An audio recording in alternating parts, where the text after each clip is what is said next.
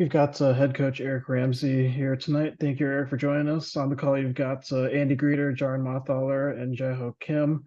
John, I'm going to let you start us off, and then you guys can just popcorn from here back and forth.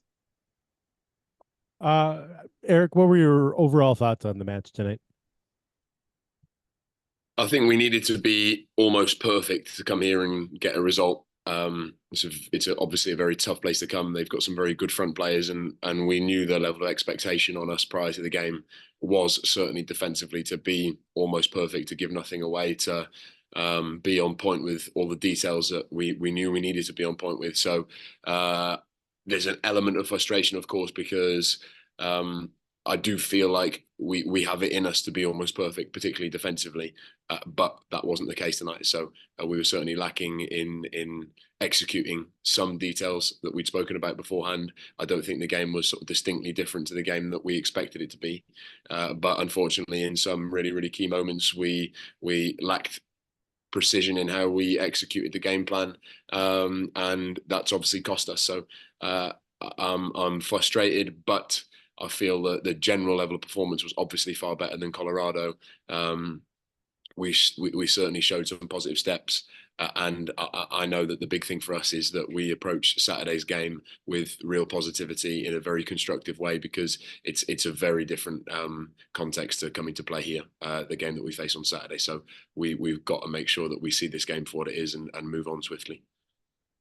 It's 2 PKs given up by DJ in 2 games. What do you need to see from him defensively in the box? Yeah, I mean, he will be frustrated with that moment. And again, particularly in the box, particularly against that player, you do need to be perfect in terms of how you defend. And it's obviously a space that we'd identified prior to the game as being crucial to us, really clogging up when he comes inside. And I think DJ he obviously has that in his mind when he's trying to recover back to that spot, and obviously his timing isn't quite as he would like it to be there. So that is unfortunately the nature of defending against a player with such a change of pace, and who can shift the ball so well inside the box. So DJ will certainly learn his lesson, and I'm sure next time out then that will be in his mind, and hopefully he takes some positive steps. Not a ton. Your team hasn't been able to create a ton offensively tonight. What went wrong tonight, and what do you have to do going forward to try to fix that? Yeah, I think probably in the same vein to us lacking detail in how we executed the defensive game plan, I think we lacked some precision and detail in the way that we used the ball, and certainly some imprecision as we got toward the final third really cost us. We turned the ball over cheaply. We couldn't sustain the attacks in the way that we wanted to. So that's obviously an area that we'll look at. But I would also say that the context of the game here is very difficult, and unless you are, as I say, sort of very precise with how you link in the middle third, then we certainly struggle to get enough passes to get the wing backs where we want them, and that unfortunately cost us. We never felt like we had enough players on their last line, and you do need a certain number of passes in order to do that. And unfortunately, the ball turned over far too quickly for us in the middle third. With Pookie's chance in about the 63rd minute, was that just indicative of a guy who's not in a rhythm? Yeah, I'm really willing it to happen for Timu, and I'm sure it is just around the corner. And obviously he hasn't had a huge number of chances today, but there's been a couple of moments where he's looked a threat and the ball's fallen to him in the right spots. And I'm sure on another day he takes that chance. And for us, I suppose you come here without the expectation that you're going to create 8, 9, 10 clean-cut chances. You are going to be reliant on the 2, 3, or 4 that you might create. So unfortunately for us, it was one of those where we really had to take one of the few chances that we had in order to make this game really competitive, and we haven't done so, and hence we find ourselves in this position. We've seen LAFC come with a lot of counterattacks, especially in the second half. How do you limit those going forward? It's very difficult because they are a very good counter-attacking team. I think they're the best counter-attacking team, certainly in this division from what I've seen. I think us on our day, we're a very good counter-attacking team, but they are relentless in that sense. So it's a game of cat and mouse. Obviously, we want to be an offensive threat. We want to make sure that we have enough numbers on their backline, or certainly try to get enough numbers on their backline in order to be a threat. And sometimes in doing so, and then lacking precision in how you use the ball, you are going to give up space on the counter attack, and it almost seems an inevitability in that sense here. Hence why I speak a lot about against a team like this, perfection in how we use the ball and perfection in how we defend. So we obviously had a very clear plan as to how we were going to try and limit that space on the counter attack.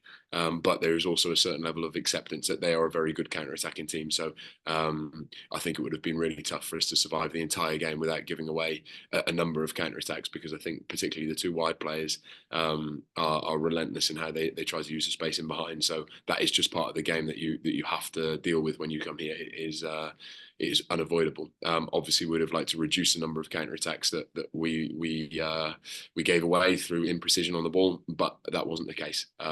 So, of course, that's a big thing for us to improve as we move forward.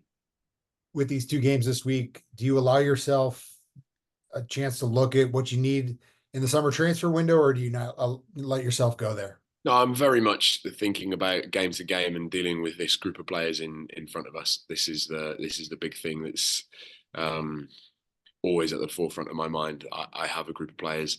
I need to make sure that every one of them is improving, taking steps to move forward. And I know as a consequence that the team will do so. I don't want any bad feeling to creep in as a consequence of 1 point taken from Colorado and LA, because I know the nature of the challenge there. I think that's a really big thing for us, that we remain level, we remain as constructive and objective as we can, and we keep trying to move forward, which is the big thing. And that's always the way in which I'll approach it as a coach, and the players will feel that. So there'll certainly be no feeling of the walls caving in or any form of mini crisis for us. It's about the next game, the players that we've got available, and how we put them on the pitch in the best conditions to succeed, should I say.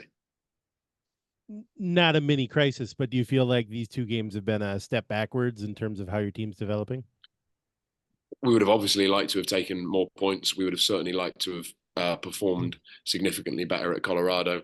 I'm happy with elements of the performance tonight, but I would say largely we leave with a feeling of disappointment and frustration. But I think there was a reasonable chance that was going to be the case, because you're coming to 2 difficult places. So it's a league in which for us it's going to be impossible to go unbeaten for really long periods of time, because that's just not the nature of the league nor where we're at. So for me, it's about taking the process as a whole and making sure that we really draw the positives and really scrutinize the negatives from each of the performances that we've had here, and make sure that we take what's relevant into Saturday's game. And that's also a big thing. It's a very different context playing at home against Kansas as it is playing away against Colorado and LA. So we really want to look in the mirror hard, but also we've got to recognize that the context is very different, and we've got to go meet those conditions on Saturday with everything that we've got. We just got one more on tonight. What was your view of Rosales' corner kicks going over the end line? Well, yeah, I haven't seen the best angle to give me a sort of conclusive take on that, but I felt like that's a big call, and it must have been very marginal. In fact, I can't remember the last time that's happened. So you hope that it's the right call, and of course you'd be immensely frustrated if it isn't, because as I say, it's a big intervention that you don't often see. Do you want to see that maybe go to VAR, given the fact that it ended up in the back of the net? Well, I mean, I got the impression that it must have been conclusive based on the fact that there was no mention of VAR. So I'm one, maybe naively so, you put your trust in the technology, and you put the trust in the officials that you've got there. And as I say, I'll be very interested to see it back from the appropriate angle. And if it's an incorrect call, then it's really frustrating that someone's felt the need to intervene there where normally you would not get one. I don't have any more questions, Andy, if you do. I don't. Thanks for the time, Eric. No. Pleasure, guys. Eric. Thank you. Cheers. All right. Thank you. Appreciate it. Bye-bye.